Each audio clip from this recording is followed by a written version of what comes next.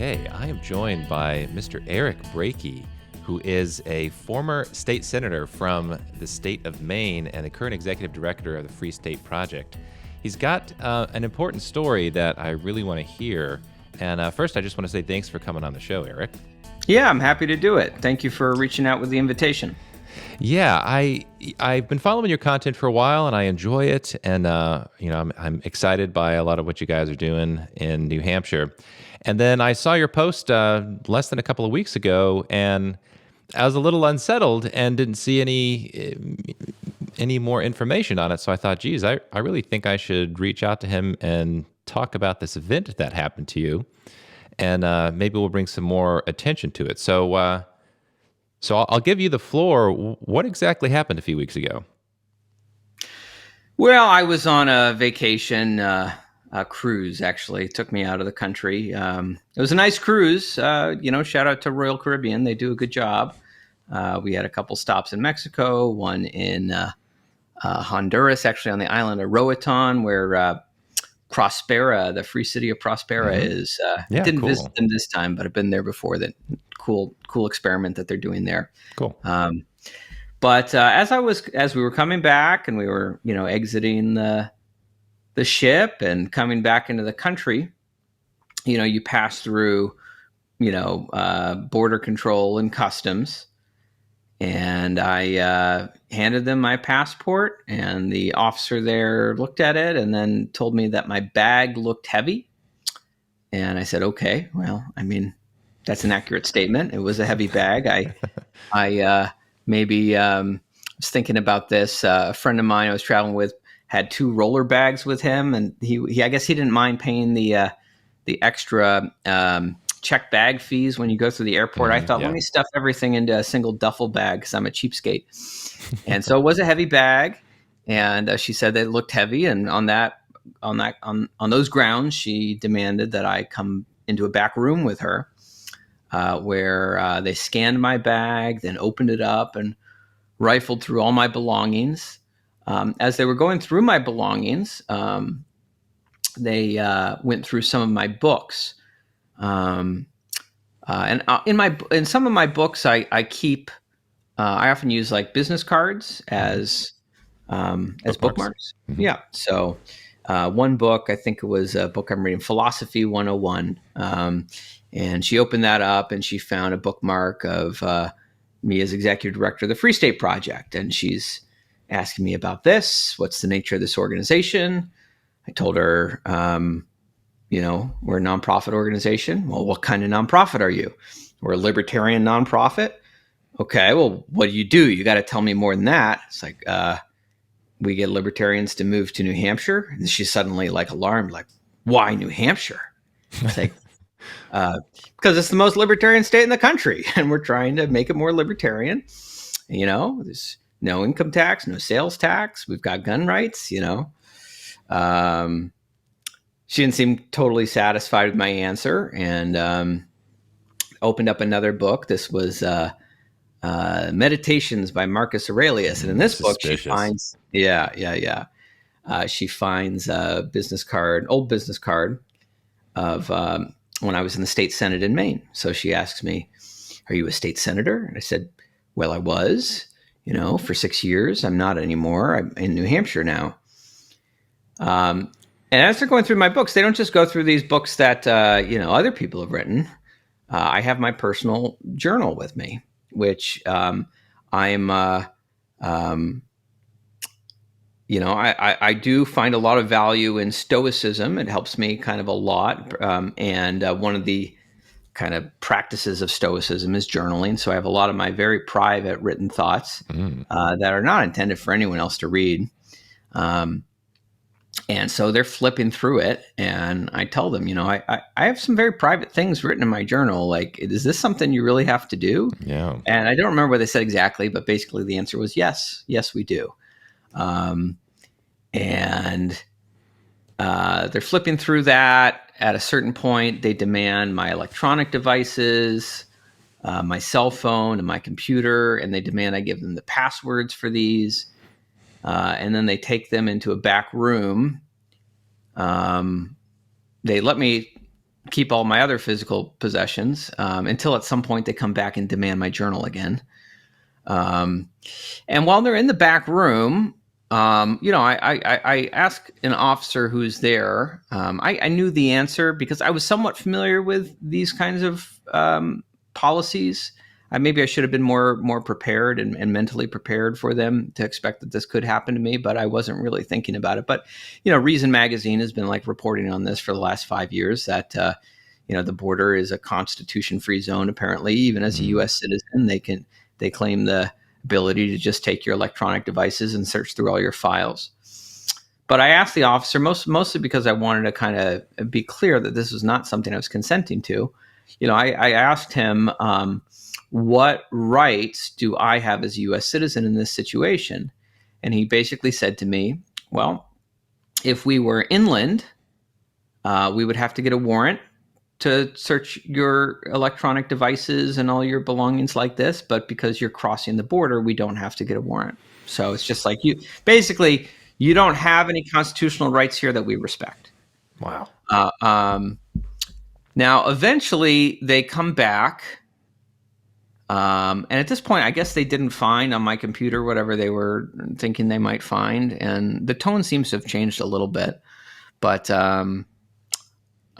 there's like a supervisor who comes out to me and tells me I've got to go sit down with him in another back room. And we sit down, him by the door, me across a desk from him. And he tells me, okay, I got to ask you about the Free State Project. Mm-hmm. So I have to explain to him the nature of the organization. He's asking me if we're connected to any extremist groups. Mm-hmm. I said, well, I don't know. In politics these days, everyone calls everyone an extremist. So, I don't know what's meant by that, but we're not violent. We just are trying to build community, and we are trying to, we encourage people to engage peacefully in the political processes to get things like school choice. He asks me, though, in my journal. Now, I think there were a couple things in my journal, words that they read that maybe made them be like, okay, what is this? I don't think it helped that my journal, this particular journal, I was coming to the end of it. The first entry was I'd written it when I was a Maine Republican delegate to the National Convention. And it was the day after the assassination attempt against Donald Trump. And so on the first page is the word assassination. Because okay. I'm like, there was an assassination attempt. What is this? How's this going to affect kind of the mood and the energy here at the convention, right? Actually, when going backwards in the story, when they were first opening up the journal, that she was grilling me about was I there at this convention? Why was I there? And it was weird. Mm-hmm. But what he asked me about in that sit down was why there were references in my journal to militias. Now, he didn't give me any context for this, but I guessed it's all right. I asked him, was this in relation to stuff I'd written there about Defend the Guard? Because I knew that I vaguely remembered. Now, these were things I'd written over the course of a year, so I don't remember everything that's in there. It's not like you're trying to recall, have good memory recall on all your journal entries. Yeah. But I seem to recall that I had maybe an early draft of a speech I'd given. I think maybe it was to some remarks I'd given to the one of the New Hampshire policy committees on Defend the Guard. And I was writing out my thoughts ahead of time. And of course, for those who aren't familiar with Defend the Guard, I'll explain it just as I had to explain it to him. It's a policy that is being pursued by a lot of folks, many who are retired combat veterans who've served in the wars of the last 20 years, seeking to use state constitutional authority to call home National Guard troops from wars that have not been properly declared by Congress. And the constitutional argument and justification for why the states have this authority is rooted in language in the Constitution about when the federal government may call forth the militias to suppress insurrection, repel invasion, or enforce the laws of the Union, which, of course, doesn't apply to an undeclared war in Syria, for example. So I had to explain to him the nature of this. I explained that this is a policy that's passed the New Hampshire House and the Idaho Senate and the Arizona Senate and a number of different legislative bodies. It hasn't become law yet in any single state, but and he seemed to accept that explanation and understand that, to clarify, like we're not raising a militia. We're just trying to call the militia home, so they aren't fighting wars, not to try to form an insurrection and overthrow the government. I imagine that's what what they must think when they hear someone writing about militias. So he seemed to accept that explanation, and then but he went on to, and at this point, I think he was kind of like, okay, well, this all seems to make sense, but then he was like, but I've got some obligatory questions, still questions I got to ask you. So your organization is not connected in any way to like the Minutemen or Oath Keepers. Those were the two groups he asked me about. And I said, no, no one in the formal structure of our organization has any connection to those groups as far as I know. And as I recall, I think that was pretty much the end of the questioning. I never got an apology, but the tone certainly did seem to change as things kind of went on. I don't know, when they take your electronic devices, you hear stories. I don't know if they made copies of all the files on my computers. You hear that sometimes they do that. They certainly didn't find evidence of any crime. So I would think that hopefully that would be considered inappropriate to do if you don't find evidence of a crime. But I have to presume that they did. Through all of this, I was, with some friends, and, I was detained there for about 90 minutes. We had left the cruise thinking we had plenty of time. We had an Uber scheduled for 30 minutes out. So, but by the time, they had no idea what was going on, what was happening to me. I couldn't communicate with them this entire time because they had my devices. So they had long left, and, I don't blame them for that. I had to get a lift and drive an hour to go meet up with them. And I think kind of through this whole experience, I managed to, I wonder how other people would have handled it. I certainly felt like I stayed pretty cool, calm, and collected through it all. And fairly diplomatic. But once I got out of the situation, you kind of feel like you're out of danger, because I'm sitting there and I don't know, like, if I'm going to end up like they're going to, find some pretext to charge me with something, or like, you start to have your life flashing before your eyes a little bit because you don't know what's going to happen in the situation. But when you finally like get out of the danger, like that's when it's like it just hits you all at once, like the violation that you went under. And I'm not here to say that like this is the worst thing that's ever happened to anyone, or that, certainly, I could be in a foreign country being bombed by our government, or I could be one of the political prisoners like Ian Freeman, stuck in a federal cage. Yeah. But it clearly is. These are clearly policies that are victimizing a lot of people, not just me, and it's in clear violation of our Fourth Amendment rights.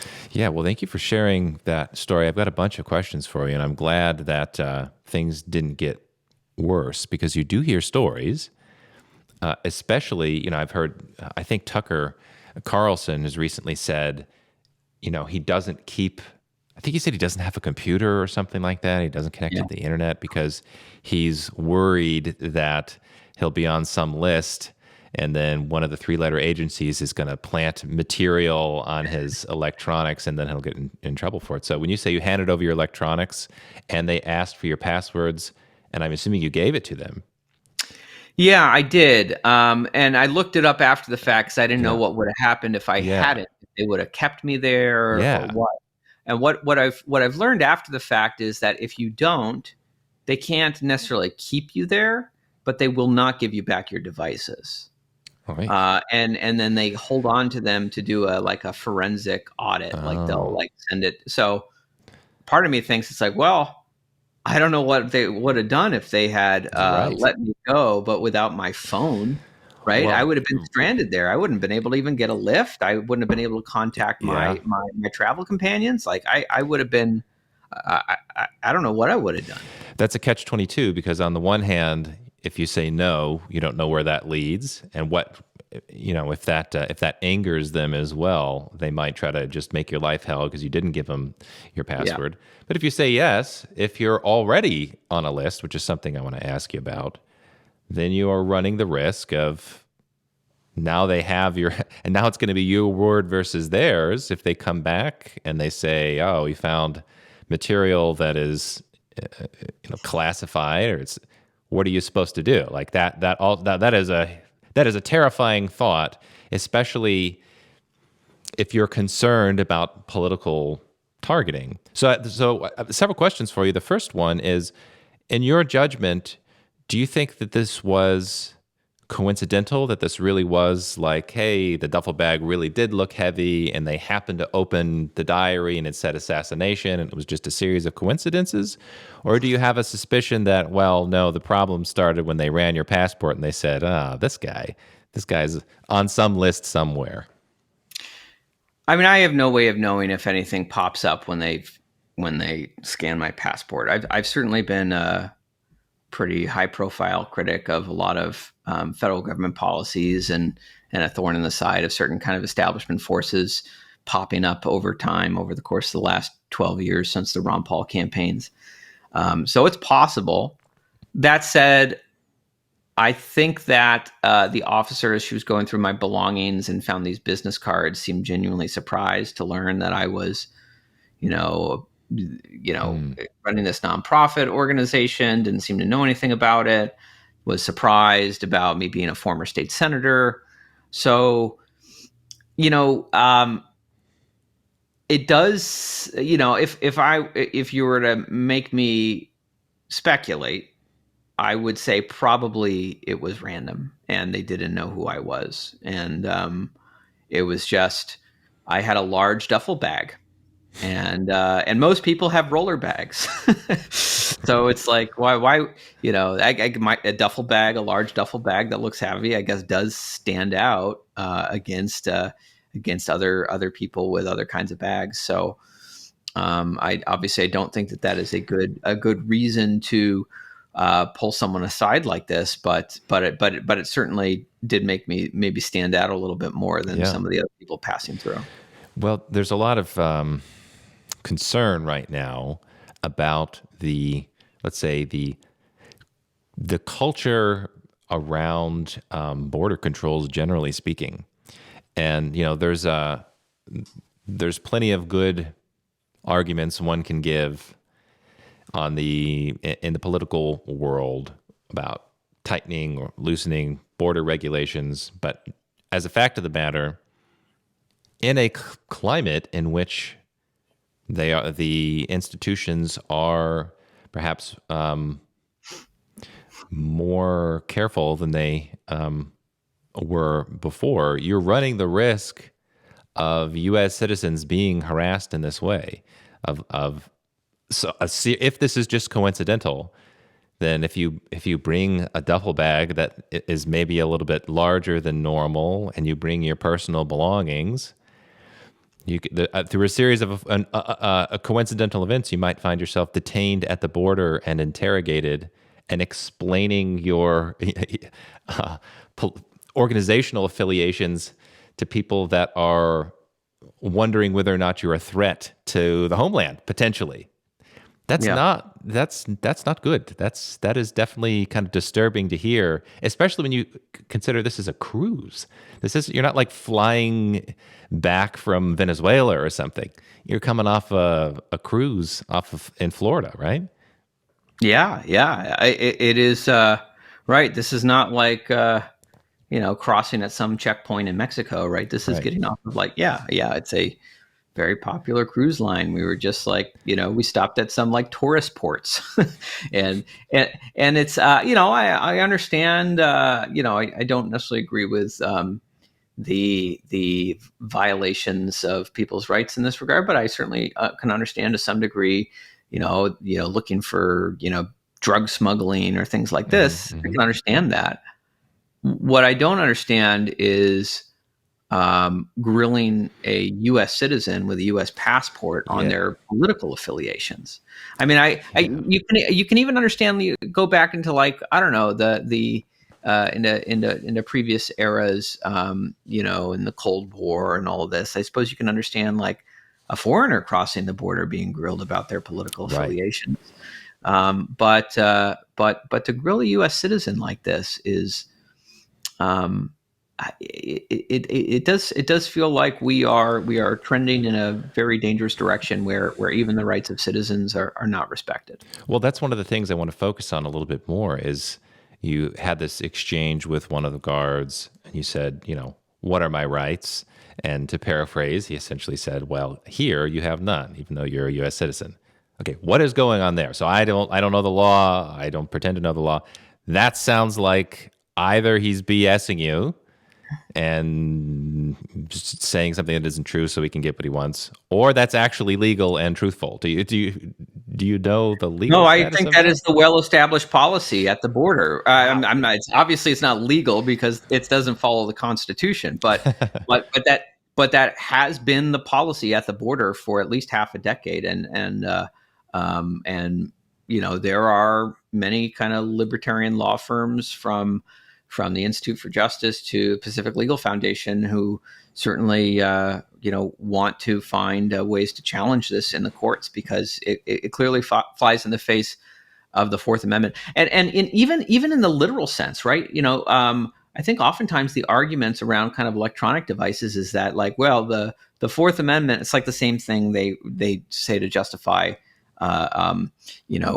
electronic surveillance, mass data collection and all this. They say, well, the Fourth Amendment is about papers and effects, and your digital records are not papers, they're digital, right? It's like someone saying that, well, the Second Amendment is about muskets, not about AR-15s. Yeah, which has been used before. But that is an argument that has been made. Yeah. I think it's bogus, but we can all debate it. But in this case, they went through my literal journal, which is like papers. Those are my papers in the most literal sense of it. Like, this is something that the founding generation would have recognized as, like, something they specifically were thinking of when they wrote the Fourth Amendment, not some future technology that they couldn't conceive of. Right. And I'm sure some people listening are thinking to themselves, well, you got to have tighter border controls because maybe you have an immigration problem or a drug problem. And I hear you, but use a little bit of imagination, project 3 years into the future, and let's say there's a different administration in office, and we have, left-wing politics again, left-wing president again, that we already know that the entire apparatus of government has been weaponized to specifically target conservatives. Many, many, many examples going back forever about this. It's not hard to imagine a circumstance in which there's, Kamala is in office and then you're coming back from a cruise and suddenly they're asking you, hey, we ran your passport and it looks like you have some affiliation to the Mises Institute. You donated to them at some point. This is a radical organization, and they're filled with. They even talk about radical ideas like secession. Exactly. Well, great example. Yeah. They absolutely are talking about ideas that are radical compared to how they would define it and have defined what radical means. So that is kind of a chilling prospect to think that American citizens just off the coast or whatever, they have some weird, legal zone where they say, sorry, the Constitution doesn't apply here, and we're going to check your papers, literally and figuratively, to see if you are affiliating with people on the right wing who we think are threats to the established order. They're far right extremists. Yeah. Which might be half the country. So that doesn't take that takes no imagination to consider that scenario, and that is very distressing. Yeah. And we're basically there. I mean, in this regard, I mean, I'm not a left to center person. I mean, I would object if this was done to Of course. left to center person as well. But this is, and the Free State Project is not officially left wing or right wing. It's just pro liberties. But Yep. but of course, the questions they were asking about were did we have connections with organizations that the Minutemen and Oath Keepers are typically considered to be affiliated with the right. I don't know. Maybe if they suspected that I was from in a more left wing organization, they'd be asking me about connections with Antifa. Antifa or Yeah. the Right. International Communist Party or something. I Right. don't Right. know. Um, but yeah, no, we're pretty much there already, and we accept, and I don't think rightfully so. We already accept a certain degree of warrantless searching of our belongings, and when we go through airports with TSA. But I've never had the TSA. I've never heard about the TSA. I mean, maybe they do, but take someone's electronic devices and say Yeah. we have to search these. I mean, they're looking for dangerous weapons. They're looking for, I don't know, maybe to some degree they're looking for illegal drugs. I don't know. Again, I understand if they're looking for illegal drugs and people drug smuggling. I mean, we can have a debate about what's the best way to screen for that, and to what degree should our privacy be violated. But the political affiliation test in order to come back into my own country Right. is concerning. Yes, and if you think about some of the stuff that's happened in the UK, there are people, there's tons of stories of people getting arrested, harassed by the police while they're in their house because of social media posts. So imagine, in the future that type of analysis is happening of U.S. citizens, and then if they don't come to your door, maybe they, when you're coming back into the country, they say, I noticed you were liking a lot of the wrong Facebook posts, and we're going to have to investigate a little bit further. I do want to ask you, has anybody else in the Free State Network reported similar experiences that you know of? I haven't heard anything specifically like this. Of course, we do have free staters who are been targeted for different reasons and in different ways. Mm-hmm. I think kind of most prominently, there's Ian Freeman, Yep. who is currently sitting in a federal prison for, Ian Freeman was the very popular host of the popular radio show Free Talk Live, and was a big proponent of the Free State Project for a long time. And a lot of people moved to New Hampshire because of his promotion of it on his show. And he was also a big proponent of Bitcoin, and an early promoter of Bitcoin. And he was prosecuted for cryptocurrency activities in a manner I think some compare to Ross Ulbricht and Roger Ver. Ross Ulbricht and Roger Ver, thankfully, right now are both free. I know Roger Ver just had a settlement that was settled because they're making him fork over another $50 million, in ransom money, but Ian Freeman is sitting behind bars. So people have been targeted in our movement. I think vindictively and for victimless activities. But as far as specifically at border crossings, I'm not aware of any other cases like that. Okay, well, that's good. I hope if this happens to other individuals, I guess not just at border crossings, but generally speaking, it would be good for people in that network to share this information with one another. Because I would imagine, I was just having a conversation with a friend about how hopeless libertarians have been in politics for so long. And the exception was, well, it seems like some of the Free State people are actually making progress. They're making inroads, which is, for me, it's surprising because I sort of thought maybe for theoretical reasons, libertarians had to exclusively suck at politics. Like in principle, we couldn't accomplish anything. And all of the evidence pointed to that being the case. So why change my mind?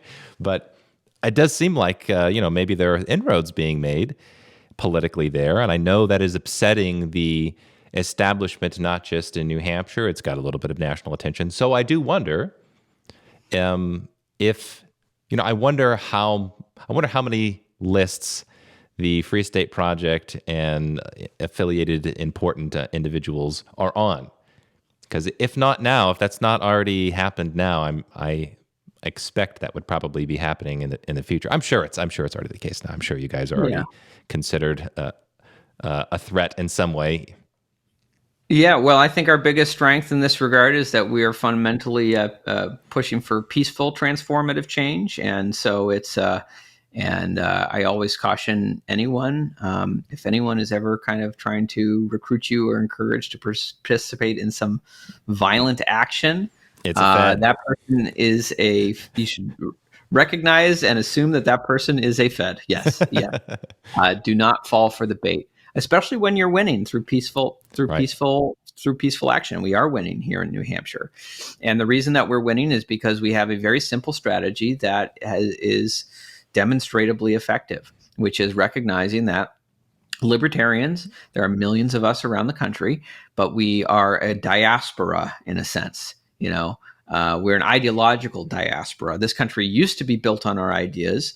That's what the Declaration of Independence is all about. The mission statement for this country is our ideas, government that exists to protect life, liberty, and the pursuit of happiness, or life, liberty, and property, as John Locke put it. But those ideas do not seem to govern at all. Certainly not on the national level, and not in most states. At least not to the degree that we've been able to achieve it in New Hampshire. So, if there are millions of us and we're scattered, what if we weren't scattered, right? The Libertarian Party existed for 3 decades before the formation of the Free State Project. And over the course of those 3 decades, it managed to rack up exactly 0 victories. Yeah. And that's why the Free State Project was formed as a counter strategy. Rather than trying to win everywhere, let's try to win somewhere. And let's do that by gathering together the remnant in a single place. Let's pick a small state with a pre-existing libertarian ethic and culture. And that state that was chosen was New Hampshire.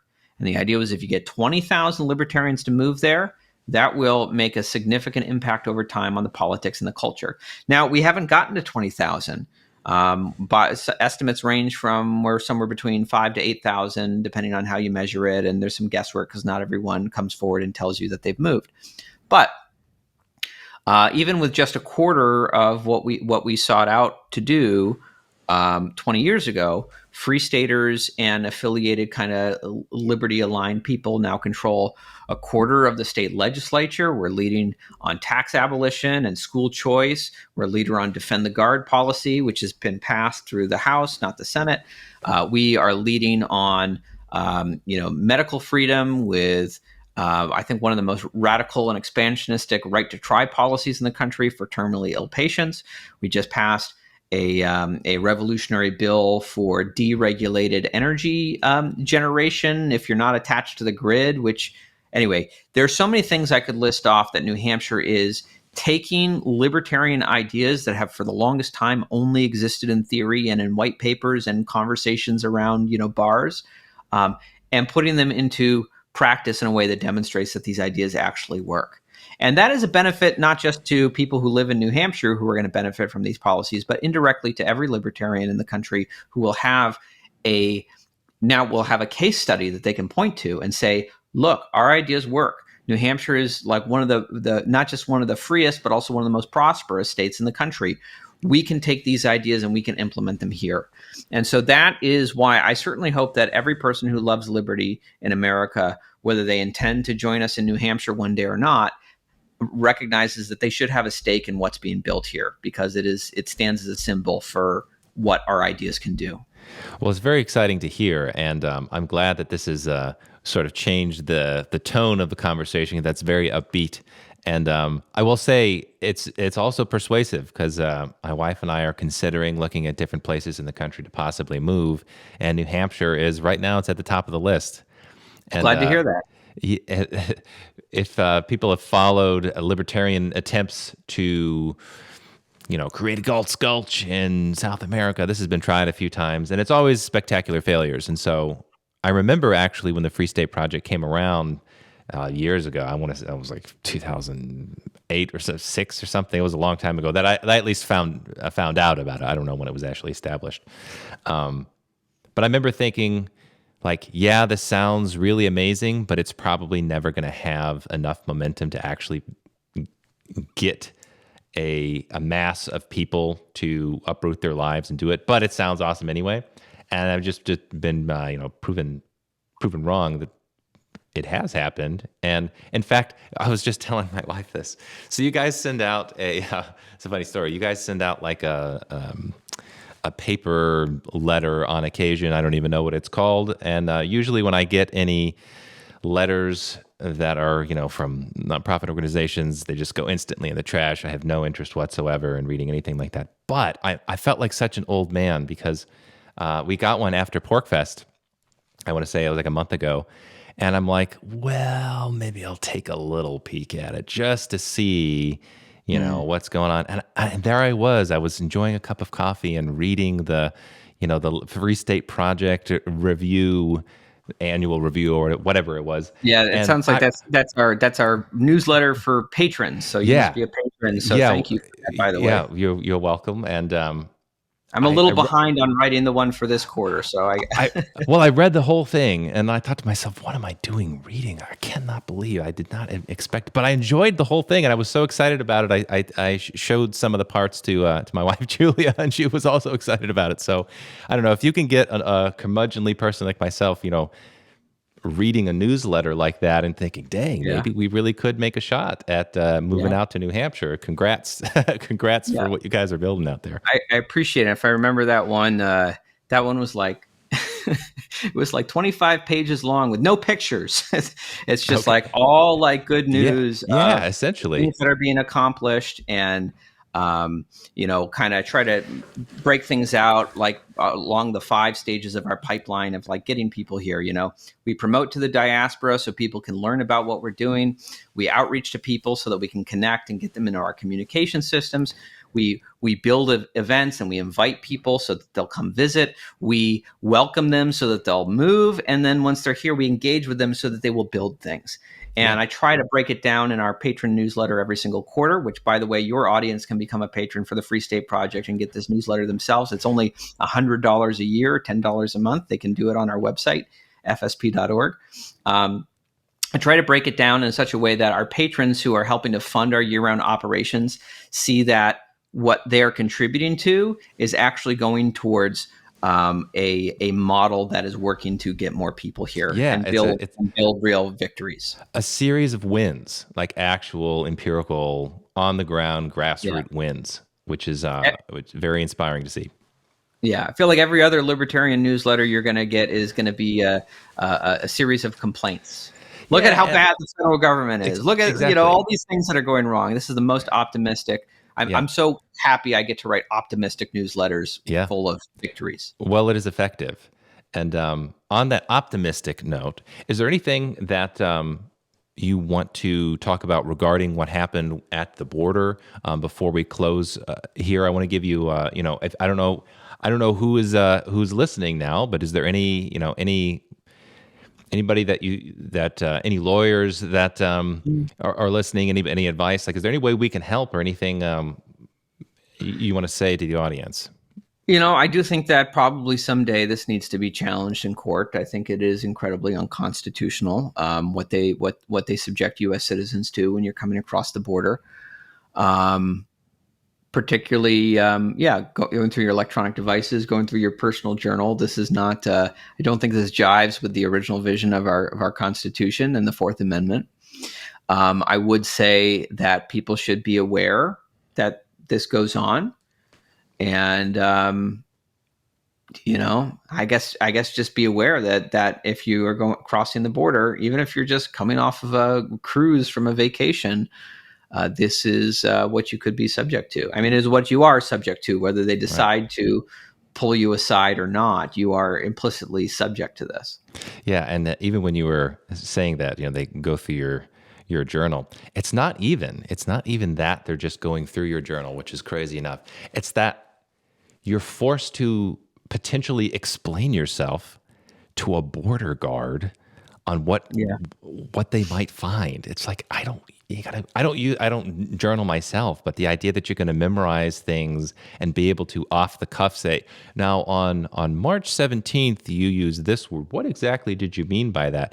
To like a person who has power, a lot of power over you, maybe doesn't like you and is some like state employee. No, thank you. Don't want to sign up for Yeah. that. Yeah. All right. Well, thanks very much for your time. I really appreciate hearing the story. Sorry that you had to go through it, but I'm glad, nothing terrible has come from it. And if anybody else has stories like this, I think people should share them and start connecting. This is an important trend we should identify as it's happening. All right. Thank you for having me on. Thank you.